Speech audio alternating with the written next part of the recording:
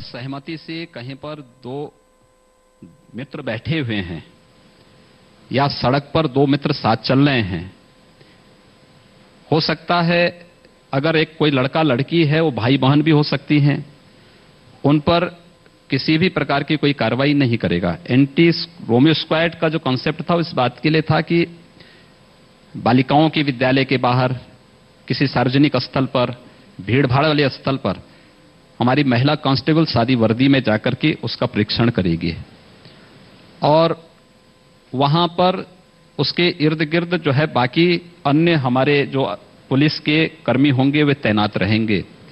अगर कोई भी इस प्रकार का सौदा किस्म का मनचला वहां पर उनके साथ छेड़खानी करता है या किसी प्रकार की चीटिंग करता है, होटिंग करता है, तो उस पर एंटी रोमियो स्क्वाड सक्रिय होकर के कार्रवाई करेगा।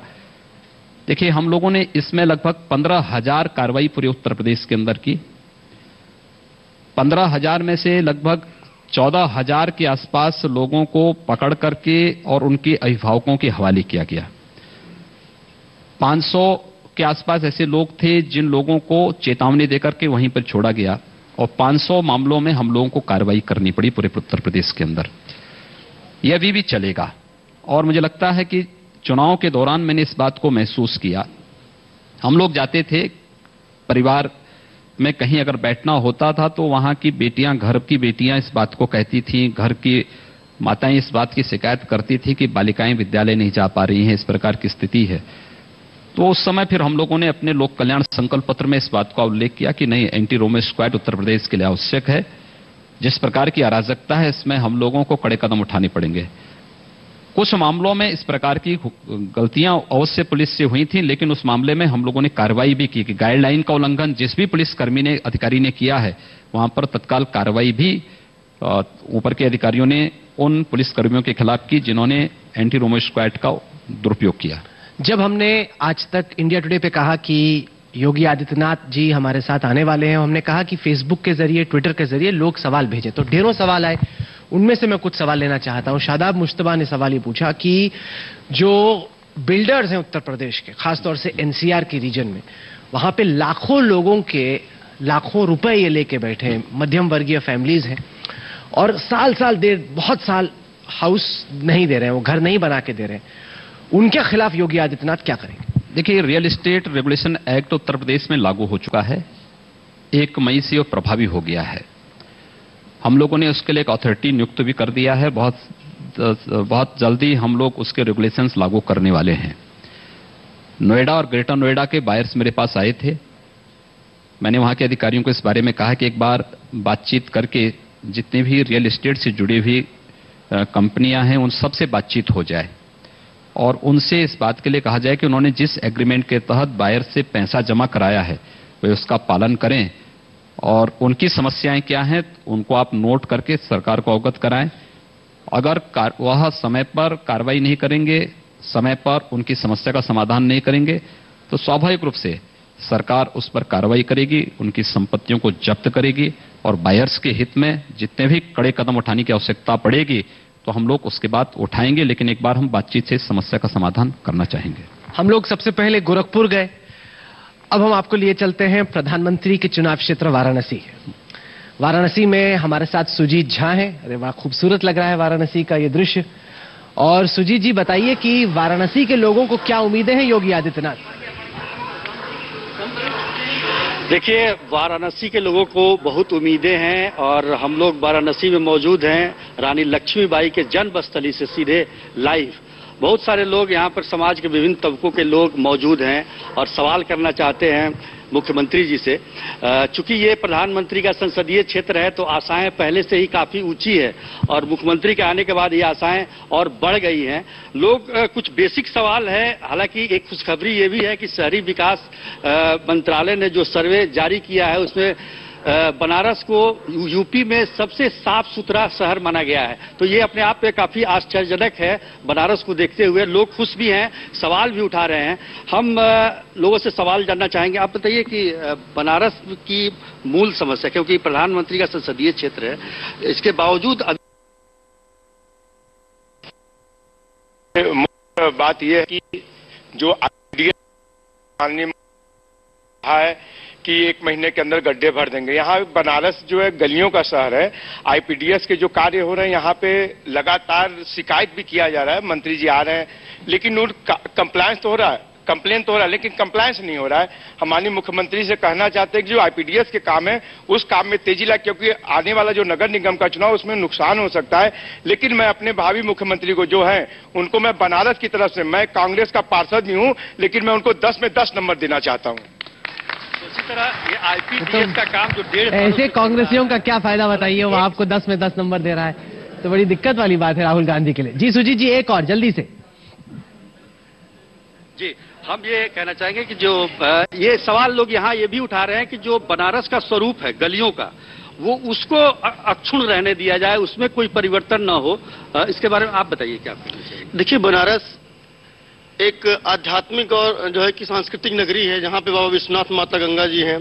तो निश्चित है कि 1 से 1.5 लाख प्रवासी लोग यहाँ पे दर्शन के लिए, और 5-5 यूनिवर्सिटियां यहाँ पे हैं, तो काफी मात्रा में बाहर के लोग 1 से 1.5 लाख लोग आते हैं। अब जब तक पूरे भारत में समग्रता से फैलेगा नहीं कि स्वच्छ भारत, सबके अंदर, सबके विचार में कोई भावना नहीं आएगी कि हमको कैसे अपने देश को स्वच्छ रखना है, तब तक वो चीजें थोड़ी कठिन है। दूसरी चीज, मैं माननीय मुख्यमंत्री जी से आग्रह करूंगा कि थोड़ी लाइन ऑर्डर को और टाइट करें, क्योंकि अभी भी पिछली व्यवस्था की तरह यहाँ के अधिकारीगण, यहाँ के जो प्रशासन के लोग हैं, ये बेहतर सवाल इन्होंने पूछा कि आप तो कह रहे हैं कि भ्रष्टाचार खत्म कीजिए, टाइम पे आइए, लेकिन उत्तर प्रदेश में जो पुलिस फोर्स है, जो बाबू लोग हैं, उनकी एक इमेज है, बहुत सालों से बनी है इमेज। आपको लगता है कि आपके महज कहने से कि कल से घूस मत लो, भ्रष्टाचार बंद करो, हो जाएगा? बिल्कुल परिवर्तन होगा, और परिवर्तन दिखाई भी दे रहा होगा। मुझे लगता है कि उसको महसूस किए जाने की आवश्यकता है। दूसरा, उत्तर प्रदेश में पुलिस में काफी भर्तियां की जानी हैं, इसलिए सरकार की कार्यपद्धति को देखते हुए सुप्रीम कोर्ट ने उसमें रोक लगाई थी। हम लोगों ने अपने नए प्रारूप को सुप्रीम कोर्ट के सामने प्रस्तुत किया, सुप्रीम कोर्ट ने उसको स्वीकार किया। हम आने वाले 4 वर्ष के दौरान उत्तर प्रदेश के अंदर 1,30,000 पुलिस के अधिकारी और कर्मचारियों की भर्ती करने वाले हैं, एकदम पारदर्शी व्यवस्था के साथ। उत्तर प्रदेश के अंदर हम मौजूदा व्यवस्था में भी लॉ एंड ऑर्डर की स्थिति को अच्छा करेंगे, बेहतर करेंगे, लेकिन जब 1,30,000 ये अतिरिक्त भर्तियां होंगी, मुझे लगता है कि वह कानून व्यवस्था की स्थिति को और भी सुदृढ़ करने में सहयोगी बनेगा। और मुझे प्रसन्नता है कि हम लोगों के अच्छे और लोक कल्याणकारी कार्यक्रम में न्यायपालिका ने भी उसमें सपोर्ट किया है, खासतौर से भर्ती के मामले में, जिस पर सुप्रीम कोर्ट कतई पहले तैयार नहीं था। इसलिए एक सरकार की कार्यपद्धति को देखते हुए हम लोगों ने पहले ही शपथ पत्र में सुप्रीम कोर्ट ने तत्काल हमें अपनी सहमति दी, और उत्तर प्रदेश के अंदर प्रक्रिया प्रारंभ होने वाली। पहले चरण में हम लोग 30,000 पुलिस के कांस्टेबल और सब इंस्पेक्टर की भर्ती की प्रक्रिया हम लोग प्रारंभ करने वाले हैं। अन्य जो योजनाएं हैं, उन योजनाओं में भी हम लोग प्राथमिकता के आधार पर उसको लेंगे, और हमें विश्वास है कि उत्तर प्रदेश के अंदर होगा। आप देखिए, आप सब, मुझे लगता है कि एक सकारात्मक रुख रखिए, उत्तर प्रदेश में बहुत कुछ परिवर्तन होने वाला है। अगला सवाल मैं फेसबुक से लूंगा।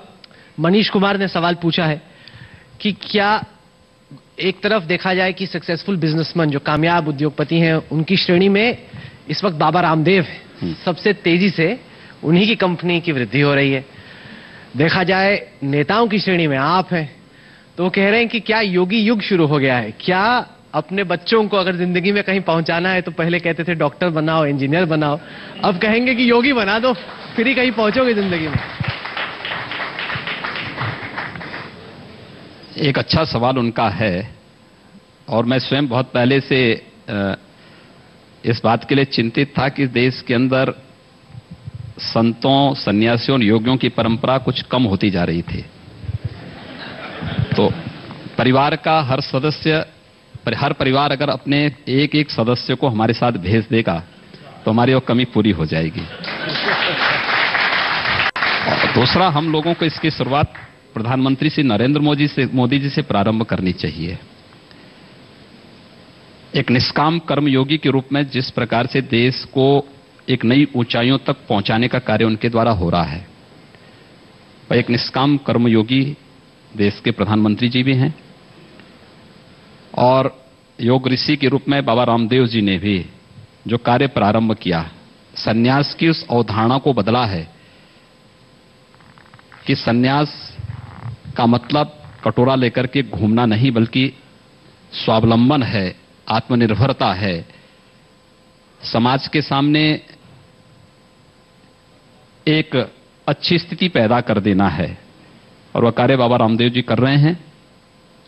मुझे मेरी पार्टी ने अवसर दिया है उत्तर प्रदेश के लिए, और मैं चाहूंगा कि उत्तर प्रदेश की बेहतरी के लिए जो कुछ भी हो पाएगा हम लोग करेंगे, हमारी पूरी टीम करेगी। मुख्यमंत्री बनने के बाद पहली दफा आपसे इंटरव्यू हो रहा है, बातचीत हो रही है। मुख्यमंत्री बनने से पहले भी मैंने आपकी कई दफा सीधी बात की। उस सीधी बात में और आज के योगी आदित्यनाथ में जमीन आसमान का फर्क है।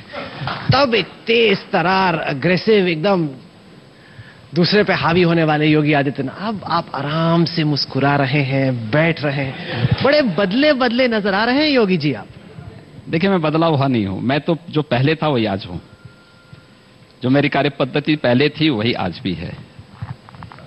पहले गोरखपुर के बारे में सोचता था, आज पूरे उत्तर प्रदेश के बारे में सोच रहा हूं। और स्वाभाविक रूप से जो जिम्मेदारी पार्टी ने दी है उस जिम्मेदारी के अनुरूप कार्य करने का प्रयास कर रहा हूं। आपको लगता नहीं कि जब हम उत्तर प्रदेश को अपराध मुक्त करने की दिशा में कार्य कर रहे हैं तो कहीं ना कहीं आक्रामकता तो है, बहुत सारे लोगों को बुरा लग रहा है। एंटी रोमियो स्क्वाड ने जब कार्य करना प्रारंभ किया बहुत सारे लोगों को बुरा लगा। अवैध बूचड़खानों को रोकने के लिए जब कार्रवाई प्रारंभ हुई बहुत सारे लोगों को बुरा लगा। तो क्या बिना आक्रामकता के साथ इस कार्रवाई हो सकती थी? हम लोगों ने किया, बेझिझक किया, और आगे भी प्रदेश की बेहतरी के लिए जो होगा हम कोई भी कदम उठाने में कोई हिचक नहीं करेंगे। जब चुनाव का कैंपेन हो रहा था, आप, चूंकि हमने कैंपेन कवर किया, हम देख रहे थे कि जगह जगह पे बीजेपी के नेता कह रहे थे उत्तर प्रदेश भर में कि योगी आदित्यनाथ को भेजिए, काफी डिमांड थी आपकी कैंपेन के दौरान। क्या उस वक्त आपके जहन में था कि अगर चुनाव जीते तो मेरा बनता है सीएम बनना, क्योंकि यूपी का सबसे लोकप्रिय नेता मैं ही हूं? कब आपको लगा कि यूपी के सीएम आप बन सकते हैं? सोचा था बनेंगे? देखिए, मैंने कभी इस बारे में नहीं सोचा था, और न कभी मेरी इस प्रकार की कोई अभिलाषा थी, न मैंने कभी आवेदन किया। हां, हमारे राष्ट्रीय अध्यक्ष जी अक्सर कार्यक्रमों के दौरान हम लोगों को अलग अलग जिम्मेदारी देते थे, अलग अलग क्षेत्र में हम कैसे कार्य कर सकें इसके बारे में अक्सर उनके द्वारा कहा जाता था। और मैं तो लोक विधानसभा चुनाव परिणाम के तत्काल बाद मुझे कुछ बाहर के कार्यक्रम करने थे, और मैं स्वयं 3 महीने हम लोग इतने व्यस्त थे कि एक बार इच्छा हुई कि भाई 1 सप्ताह के लिए हम लोगों को थोड़ा बाहर जाना चाहिए। और संजोग से मुझे वह अवसर मिला। हमारी विदेश मंत्री श्रीमती सुषमा स्वराज जी का फोन मेरे पास 4-5 मार्च के आसपास आया था। उन्होंने कहा कि पोर्ट ऑफ स्पेन में एक कार्यक्रम है, संसदीय दल को वहां जाना है, और अगर आप जाना चाहेंगे तो मैंने जो सोचता था कि 6 को इलेक्शन कैंपेन संपन्न होकर के निकल जाएं, तो उन्होंने कहा कि नहीं, ये 14 को जाएगा। तो मैंने कहा अच्छा है, 11 को रिजल्ट आएगा, 14 को मैं बाहर चला जाऊंगा। तो मुझे 1 सप्ताह के लिए बाहर जाना था। मैंने उसके लिए आवेदन भी कर लिया। मेरा पासपोर्ट जमा हो गया था, लेकिन पीएमओ से वापस हो गया।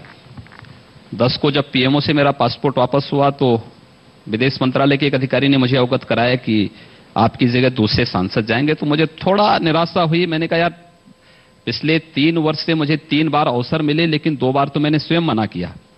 अच्छा होता कि मैं स्वयं ही मना कर देता पहले। लेकिन जब मैं एयरपोर्ट, मुझे उसी दिन गोरखपुर आना था, मैं जब एयरपोर्ट पहुंचा तो हमारे विदेश मंत्री जी का फोन आया। कहा योगी जी, पीएमओ ने स्वयं मना किया है कि नहीं, प्रधानमंत्री जी का कहना है कि कल परिणाम आने वाले हैं और उनकी आवश्यकता यहां रहेगी, इसलिए उनको मत भेजिए, कोई दूसरे को भेजिए। तो मैं गोरखपुर चला आया। होली के दिन गोरखपुर में अनेक कार्यक्रम होते हैं, उन कार्यक्रमों में मेरी सहभागिता होती है।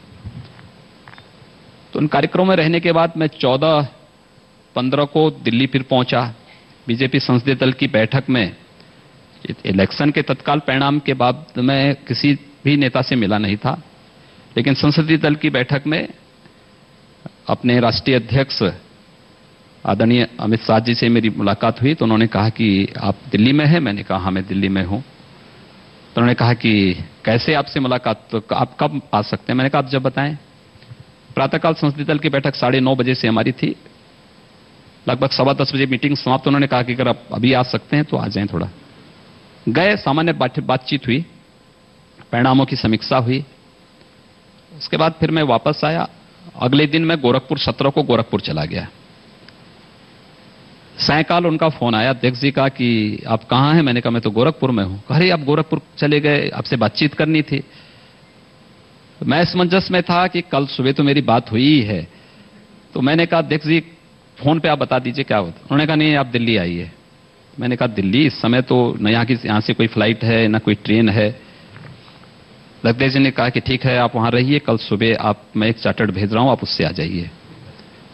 तो जब मैं दिल्ली पहुंचा तो तत्काल आए, उन्होंने कहा कि योगी जी आपको उत्तर प्रदेश में जाना है और वहां कल आपको मुख्यमंत्री पद की शपथ लेनी है। तो मैं जब गोरखपुर से गया था तो मैं कुछ भी लेकर के नहीं गया था, न बैग था न कपड़े थे। एक जोड़े में बस जो कपड़े पहने थे यही थे। तो मैं असमंजस में था कि गोरखपुर जाऊं या लखनऊ जाऊं। उन्होंने कहा नहीं आप ऐसे ही लखनऊ चले जाइए। तो मैं वहीं से लखनऊ आ गया। शाम को 4 बजे मैं लखनऊ पहुंचा। 5 बजे संसदीय यहां पे विधानमंडल दल की बैठक थी, वहां उन्होंने मुझे नेता के रूप में चुना। अगले दिन शपथ हो गया। तो एक सिलसिला वहां से प्रारंभ हुआ। लेकिन पहले से न मैं बहुत इस बारे में उम्मीद रखता था, न मुझे इस बारे में बताया गया था। शपथ ग्रहण के एक दिन पहले हमारे राष्ट्रीय अध्यक्ष जी ने इस बारे में मुझे अवगत कराया और उसके बाद फिर आपके सामने है। वाह, बहुत खूब। गोरखपुर और वाराणसी के बाद आइए अब हम आपको लिए चलते हैं गोमती नदी के किनारे लखनऊ में। ये अखिलेश जी का बड़ा सपना था। आपसे पहले अखिलेश जी यहां पे थे, बड़े नाराज थे आपसे कि जो इतना उन्होंने सोचा, एक विजन था उनका, वो विजन अब कहीं नहीं जा रहा। वहां पे मेरे सहयोगी निशान चतुर्वेदी हैं। निशान जी, क्या सोच रही है यहां पे लखनऊ की जनता योगी जी के अब तक के काम के बारे में?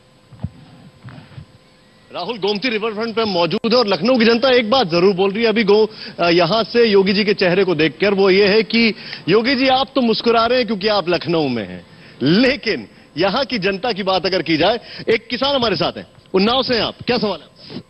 सर हम उन्नाव जिले के रहने वाले हैं। हमारा नाम स्वदेश तिवारी है। मेरा गेहूं 1 सप्ताह हो गया, अभी नहीं लिया गया। अच्छा, गेहूं नहीं लिया गया है। आप यहां पे बहुत जगह से लोग आए, आप दिल्ली से आए, क्या सवाल है आपका? मेरा सवाल ये, योगी जी आप काम बहुत अच्छा कर रहे हैं, लेकिन इन सब कामों के लिए आप पैसे कहां से लाएंगे? अच्छा, आपका सवाल क्या है? बुंदेलखंड से आप बता रहे हैं। मैं बुंदेलखंड से हूँ, मेरा नाम नाहिद अंसारी है और मैं बुंदेलखंड में गायों की बड़ी दुर्दशा है। बुंदेलखंड के 7 जिलों में 7 लाख गाय किसानों ने छोड़ दिए हैं। भूखी गाय, बीमार गाय, घायल गाय, तड़प नहीं है, भूख और पानी नहीं है, चारा नहीं है। उस गाय का क्या करेंगे, उनकी कैसे मदद करेंगे? आपने गोमती रिवर फ्रंट पे अभी कुछ सुना, क्या कहना है आपका? लखनऊ की ट्रैफिक व्यवस्था बड़ी खराब है, हेलमेट वगैरह कंपलसरी करने चाहिए। चलिए, बहुत बहुत शुक्रिया निशान। यहाँ पर एक सवाल है, बहुत अहम सवाल सर, मेरा सवाल है कि ये जो फीस पैसे कहां से आएंगे, ये बहुत अहम सवाल है क्योंकि 3,75,000 करोड़ रुपए से ज्यादा का ऋण है उत्तर प्रदेश का। पैसे आपके पास है नहीं, आपने अभी 37,000 करोड़ रुपए का फार्म लोन वेवर कर दिया। सब जानना चाह रहे हैं कि आप सड़कें भी बनाना चाहते हैं, खड्डे भी भरना चाहते हैं, उद्योग भी लाना चाहते हैं, किसानों का लोन भी माफ करना चाहते हैं। योगी जी पैसा कहां से आएगा? हमने पैसे की व्यवस्था की है और मुझे लगता है कि अगर बाबा रामदेव जी सालाना 10,000 करोड़ रुपए का बिजनेस कर सकते हैं तो मैं बिजनेस नहीं लेकिन उत्तर प्रदेश की इस तस्वीर को तो बदल ही सकता हूं। हम लोगों ने अपने सारे खर्चे, जितने फिजूल खर्चे थे, इन सब को रोक दिया है। किसको आप फिजूल खर्चा मानते हैं? जितने फालतू चीजें थी, जितनी लोक लुभावन चीजें थी, उन सब को हम लोगों ने बहुत मजबूती के साथ रोक लगाई। लेकिन मैंने सार्वजनिक इसलिए नहीं किया क्योंकि अनावश्यक रूप से उस चर्चा का विषय बनता है। हम लोग ये मान के चलिए कि हम लोगों पर केवल 36,000 करोड़ रुपए का किसानों की फसली ऋण के माफ वाला ही भार नहीं है। 7th पे कमीशन की सिफारिशों को लागू करने के बाद 30,000 करोड़ रुपए का वह भी भार उत्तर प्रदेश सरकार पर इस बार पड़ा है। मैं मजबूती के साथ इस बात को कह सकता हूं कि अपने जितने भी फिजूल खर्ची थे उन पर रोक लगाने, फालतू की लोक लुभावन योजनाओं पर सख्ती के साथ रोक लगाने के बाद हम लोग प्रतिवर्ष 12,000 से 15,000 करोड़ रुपए की बचत करेंगे और भ्रष्टाचार पर प्रभावी अंकुश के साथ ही हमारे पास उससे भी पैसे बचने वाले हैं। ये जितना भी हम पर अतिरिक्त ऋण पड़ा है, हम आने वाले 2 वर्ष के दौरान इसको चुकता भी करेंगे। प्रदेश की जनता के लिए लोक कल्याणकारी योजनाओं को लेकर के भी आएंगे और प्रदेश के विकास, बुनियादी सुविधाएं, सड़क है, बिजली है, शुद्ध पेयजल है, यहां की शिक्षा में आमूलचूल परिवर्तन का है, यहां पर स्वास्थ्य की सुविधाओं को और सुदृढ़ करने का है, कानून की व्यवस्था को अच्छा बनाए रखने का है। इस सब पर भी कार्य करेंगे। कहीं भी हम आम जनमानस को इस बात का एहसास नहीं होने देंगे कि साहब लोन माफी के बाद एक कर्जा हम पर लादा जा रहा है, कहीं कोई अतिरिक्त कर नहीं लगेगा। ये हम पहले ही कह चुके हैं, जनता पे नहीं लगेगा। सरकार स्वयं अपने स्तर पर प्रभावी अंकुश लगा करके उन सभी इस प्रकार के जो भी हमारी अतिरिक्त वो थी उन सबको हम लोग समाधान निकालेंगे। दूसरा सवाल था गाय को लेके, और ऐसे में जब आप चाहते हैं कि किसी भी तरीके से काउ स्लॉटर ना हो, उस पर बहुत कड़ा अंकुश लगे, तो कई सारे गरीब किसान हैं जो कि अपने खुद के परिवार का खाना सही से नहीं कर पाते। अब उनको कई बार लगता है कि हमारे लिए बोझ बन गया। आंकड़ा आया कि 60 रुपए प्रतिदिन का खर्चा आता है गाय के रखरखाव पे, खाना खिलाने। तो उनका मानना है कि जब गाय दूध देना बंद कर दे या फिर खेत में किसी काम की ना हो, तो उसके बाद गाय क्या उनके लिए एक बोझ बन जाएगी और फिर उसमें सरकार क्या मदद करेगी? इस पे आपकी क्या प्लानिंग है? एक आंकड़ा आया कि अगर सब गायों का ख्याल रखना है तो करीब 1 लाख करोड़ रुपए का खर्चा आएगा। देखिए, उत्तर प्रदेश में गौ सेवा आयोग कार्य कर रहा है। मान्यता प्राप्त गौशालाओं को सहयोग देने का कार्य गौ सेवा आयोग करता रहा है, प्रभावी ढंग से उस कार्य को करेंगे। बुंदेलखंड की जिस समस्या की ओर उन्होंने ध्यान आकर्षित किया है, वहां पे एक अन्ना प्रथा है। लोग अपने गोवंश को दूध निकालने के बाद छोड़ देते हैं और उसके कारण सैकड़ों की संख्या में गोवंश सड़कों पर घूमता है, खेतों में लोगों की फसलों को नुकसान पहुंचाता है। हम लोग वहां पे एक कार्य योजना तैयार कर रहे हैं, लेकिन देखिए ये सब सरकार के भरोसे ही नहीं, इसमें सामाजिक संगठनों को, सांस्कृतिक संगठनों को, धर्मार्थ संगठनों को आगे आना चाहिए। सरकार उसमें सहयोग करने को तैयार है। हम लोगों ने प्रदेश में इसलिए एंटी भूमाफिया टास्क फोर्स का गठन किया है।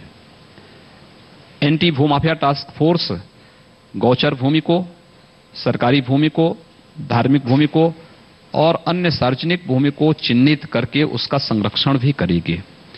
और उन क्षेत्रों में हम लोग 2 प्रकार का कार्य करने वाले हैं। एक तो जो गौचर भूमि हो उसको भूमाफियाओं से मुक्त करके वहां पे बड़ा बड़ा पिंजरा पोल बना करके गांव समिति को हम लोग सौंपने वाले हैं कि गांव के लोग ही इसके संरक्षण संवर्धन का कार्य करें। क्योंकि सरकार इन सब कार्यों में सरकार कार्य करेगी तो अन्य कार्यों को हम लोग नहीं कर पाएंगे।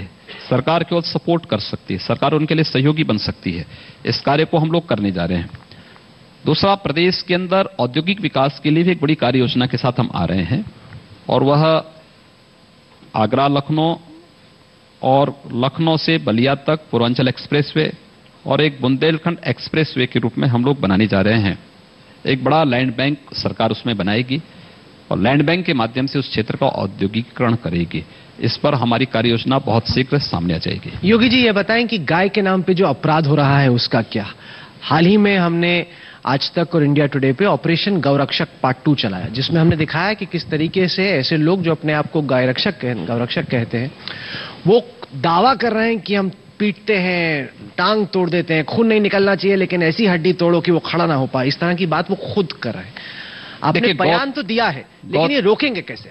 गौ तस्करी को हम लोगों ने पूरी तरह रोकने के लिए कहा है। गौ तस्करी पूरी तरह रुकेगी, गौ हत्या भी रुकेगी और सरकार पूरी मजबूती के साथ इस प्रकार के किसी भी कृत्य पर रोक लगाएगी। लेकिन गौरक्षा के नाम पर कानून भी किसी को हाथ में नहीं लेने देगी। अगर कहीं पर कोई समस्या है, उसके लिए प्रशासन है, पुलिस है। वे पुलिस के पास कहें, पुलिस से शिकायत करें, पुलिस उस पर कार्रवाई करेगी। और मुझे लगता है कि हर जगह गोरक्षक केवल हिंसक ही नहीं है, उनका अच्छा कार्य भी है। हम लोग उनके नेगेटिव पक्ष को ही ना लें। अगर 100 में से एक आध जगह इस प्रकार की घटना घटित होती है तो सरकार उस पर कार्रवाई करेगी, लेकिन बहुत सारी जगह उन लोगों ने बहुत अच्छा कार्य भी किया है। गौ तस्करी रोकी है, गौ सनातन हिंदू धर्म की एक प्रतीक है, व्यापक आस्था की प्रतीक है। हम किसी भी व्यक्ति को गौ कसी करने की छूट तो नहीं दे सकते, गौ तस्करी करने की छूट नहीं दे सकते, सरकार कतई नहीं देगी। उत्तर प्रदेश के अंदर सख्ती के साथ ऐसे तत्वों से निपटेगी। लेकिन साथ साथ मैं अपील करूंगा गौरक्षा के नाम पर कार्य करने वाले लोगों से भी कि वे कानून को हाथ में न लें, प्रशासन को अवगत कराएं। प्रशासन कार्रवाई नहीं करता है, हम लोग एक हेल्पलाइन जारी करने वाले हैं, हमें अवगत कराएं, हम तत्काल इस पर कार्रवाई करेंगे। लेकिन कानून को हाथ में न लें, कानून को कोई भी हाथ में लेगा तो फिर कानून सख्ती के साथ ऐसे तत्वों से निपटने का कार्य भी करेगा। बहुत खूब, यही होना चाहिए कि अगर कोई कानून तोड़ता है तो उस पर कार्रवाई होनी चाहिए। आइए मुजफ्फरनगर चलते हैं। मुजफ्फरनगर में कपिल शर्मा हैं और मुजफ्फरनगर के लोग क्या सोच रहे हैं, कैसे देख रहे हैं योगी जी के काम को। कपिल, शुक्रिया राहुल। और मुजफ्फरनगर की शानदार जनता इस वक्त हमारे साथ मौजूद है, जो योगी जी से बात करना चाहती है, योगी जी से सवाल पूछना चाहती है। और मैं इस जनता से सवाल पूछूं उसके पहले इसी जनता की इजाजत से मैंने जो महसूस किया है मुजफ्फरनगर में जब हम सुबह आए थे वो योगी जी को बताना चाहता हूं, क्योंकि जब हम यहां पर पहुंचे थे तो हमारे एडिटर इन चीफ की तरफ से एक निर्देश था कि हम एक ऐसी जगह पर रहें जो शहर की पहचान हो, आइकॉनिक प्लेस हो। और इसी के बाद मैंने गूगल किया और गूगल में जो तस्वीरें निकल करके सामने आई वो बड़ी हैराने वाली थी, क्योंकि जब हमने आइकॉनिक प्लेस ढूंढे, गूगल पर इमेज ढूंढी, तो जो इमेज हमको मिली उसमें दंगों का दर्द था, खून खराबा था, आगजनी थी, दर्द से कराहते हुए लोग थे। तो सबसे पहला सवाल योगी जी से, जो मुजफ्फरनगर की जनता है उसकी तरफ से यही है कि मुजफ्फरनगर की जो मूल पहचान खो गई है उसको कैसे बदलेंगे। और इसके साथ ही मैं अब सीधे जनता से बात करना चाहूंगा। बताइए क्या पूछना चाहते हैं आप, क्या उम्मीदें हैं आपकी योगी जी से? क्या पूछना चाहते हैं आप, क्या उम्मीदें हैं? योगी जी ने अपने पूरी स्पीच के अंदर वैसे तो कोई मुद्दा छोड़ा ही नहीं है, सारी बातें उन्होंने बता दी हैं। जहां तक नंबर देने की बात है, अभी नंबर तो नहीं दिए जा सकते क्योंकि कामकाज देखने के बाद ही कोई नंबर दिया जा सकता है। अब मेरा सिर्फ एक या दो ही क्वेश्चन है इसके अंदर कि एक पहला क्वेश्चन तो ये है, जैसे अभी अच्छा काम किया है कि जो महापुरुष होंगे उनके छुट्टियों को रद्द कर दिया गया है, लेकिन एक अच्छा सवाल है, बताइए, आप बताइए। जी जी देखिए, मेरा एक सवाल ये है कि लेकिन रोड मैप आपने बता दिया है, लेकिन सवाल ये है कि लेकिन आज हिंदुत्व की बात हो रही है, कल मुस्लिम तुष्टीकरण की बात होती थी। सवाल ये है कि क्या सबका साथ सबका विकास क्या मुसलमान मुक्त भारत में होगा या मुसलमान युक्त भारत में होगा? चलिए, बहुत बहुत शुक्रिया कपिल। तो वक्त खत्म भी हो रहा है, लेकिन एक अहम मुद्दा छिड़ा है जिस पे मैं आपकी राय भी जानना चाहता हूं, क्योंकि अब तक हमने बातें सुनी आपके समर्थकों की, लेकिन कुछ लोग ऐसे भी हैं जो आपके विरोधी हैं और कुछ लोग ऐसे भी हैं जो आपको शक की निगाह से देखते हैं, आपके पुराने बयान देखते हैं और कहते हैं कि अब हमारा क्या होगा, क्या माइनॉरिटीज की कोई जगह है योगी राज में, क्या उन्हें दब के रहना पड़ेगा, क्या उन्हें सेकंड क्लास सिटीजन के तौर पे। तो जो तमाम लोग मानते हैं कि योगी राज के आने से भारत का एक जो सेक्युलर बैलेंस है वो चेंज होगा, उनको आप क्या कहना चाहेंगे? क्या आशंकाएं तब भी थी जब आदरणीय मोदी जी देश के प्रधानमंत्री बने थे। क्या मोदी जी के राज में किसी के साथ कोई भेदभाव हुआ? और मोदी जी ने जितनी भी कल्याणकारी योजनाएं घोषित की, देखिए हम लोग जिस मिशन के साथ जुड़े हैं उसमें भेदभाव के लिए कोई स्थान नहीं। हम सुरक्षा देंगे सबको, हम विकास करेंगे सबका, लेकिन तुष्टीकरण किसी का नहीं करेंगे। पूरी मजबूती के साथ हम लोग कहेंगे और मैं फिर इस बात को कह सकता हूं कि उत्तर प्रदेश की सरकार उत्तर प्रदेश के प्रत्येक नागरिक को सुरक्षा प्रदान करेगी, प्रत्येक नागरिक को उत्तर प्रदेश के अंदर विकास की मुख्य धारा से जोड़ेगी। लेकिन अगर कोई व्यक्ति इस बात के लिए सोच रहा होगा कि हम भी पुरानी परंपराओं को की दुहाई देकर के उसी तर्ज पर चलेंगे, देखिए यहां पे न टीका का भेद होगा न टोपी का भेद होगा। दोनों से मुक्त होकर के जिसको टोपी लगानी हो टोपी लगाएं, जिसको टीका लगाना हो टीका लगाएं। तो मैं स्वयं टीका लगाता हूं। लेकिन अगर कोई ये चाहता होगा कि सरकार इस आधार पर किसी को विशेष रियायत दे देगी, कतई संभव नहीं है, नहीं होगा। हम लोग सबके साथ और सबके विकास के उस मंत्र के साथ कार्य करेंगे जो आदरणीय प्रधानमंत्री जी ने देश को दिया है, और मुझे कार्य करने में कहीं कोई दिक्कत नहीं। हमारी जो सरकार है उस सरकार के सामने तो एक आइकॉन के रूप में आदरणीय प्रधानमंत्री जी हैं, केंद्र की सरकार है। उस सरकार के नक्शे कदम पर हम लोग चलेंगे, उत्तर प्रदेश में विकास और सुशासन स्थापित करेंगे। ये मैं विश्वास के साथ कह सकता हूं। किसी को भयभीत होने की आवश्यकता नहीं। कानून के साथ खिलवाड़ कोई न करे, अराजकता न फैलाएं, पुरानी आदतों को लोग ठीक कर लें। मुझे लगता है कि उत्तर प्रदेश में किसी को घबराने की आवश्यकता नहीं है। योगी जी ये बताएं कि क्या उत्तर प्रदेश में आप शराबबंदी की तरफ बढ़ेंगे जैसे बिहार में है? देखिए, आप ऐसा प्रश्न मुझे कह रहे हैं कि अवैध बूचड़खानों को बंद किया तो बहुत सारे लोग कहने लगे हम मांस कहां खाएंगे। अब क्या सरकार का काम बूचड़खाना चलाना है? लेकिन अब उन भावनाओं को हम कैसे रोक सकते हैं? तो अभी तो एक समस्या का समाधान हम लोग कर रहे हैं, आप दूसरी समस्या ला करके खड़ा कर रहे हैं। मुझे लगता है एक कार्य को होने दीजिए, जो भी प्रदेश के हित में होगा वह कदम हम लोग शीघ्र उठाएंगे। अच्छा, एक चीज और बताइए योगी जी, खत्म करने से पहले, समाजवादी पार्टी के राज के दौरान यह आरोप लगता था कि उनके समर्थक कानून तोड़ते हैं और उन्हें एक्स्ट्रा प्रेफरेंस ट्रीटमेंट मिलती है। हाल में कुछ वाकये ऐसे हुए जहां पे ऐसे लोग जो कि अपने आप को आपके समर्थक बताते हैं, उन्होंने भी कानून तोड़ा। उसको लेकर काफी नाराजगी है और चिंता भी, और आगे को लेकर यह सवाल कि क्या ऐसे होगा जो लोग अपने आप को योगी जी के समर्थक बताएंगे, क्या उन्हें कानून तोड़ने की इजाजत होगी? कतई नहीं, किसी को नहीं। जहां भी कानून को किसी ने हाथ में उठाने का प्रयास किया, हम लोगों ने कोई भेदभाव नहीं किया। हर जगह कार्रवाई हुई है, हर जगह कार्रवाई होगी।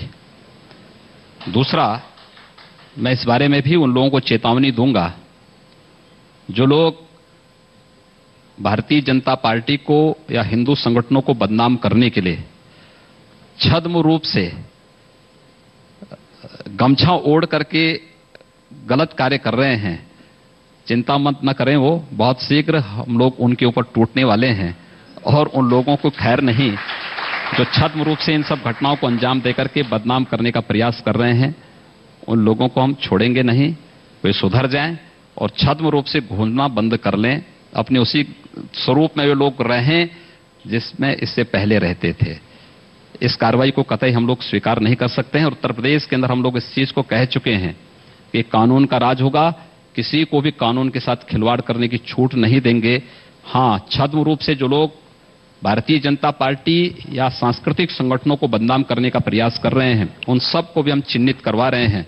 बहुत शीघ्र बहुत सख्त कार्रवाई उनके खिलाफ भी होने वाली है। योगी आदित्यनाथ जी, उत्तर प्रदेश के बारे में अक्सर कहा जाता है कि जब तक उत्तर प्रदेश का विकास नहीं होगा तब तक हिंदुस्तान का विकास नहीं हो सकता। ऐसे में सबकी उम्मीद अब यही है कि आप उत्तर प्रदेश को उल्टा प्रदेश से बदल के उत्तम प्रदेश बना पाएंगे। आपने बातें तमाम कही, आपने अपने लिए बड़ा लंबा मिशन रखा है। हमारी नजर इस पे होगी कि मिशन किस हद तक कामयाब होता है। तमाम लोगों की शुभकामनाएं आपके साथ हैं। आपने हमें वक्त दिया, आपने तमाम सवालों का जवाब दिया, इसके लिए आपका बहुत बहुत शुक्रिया।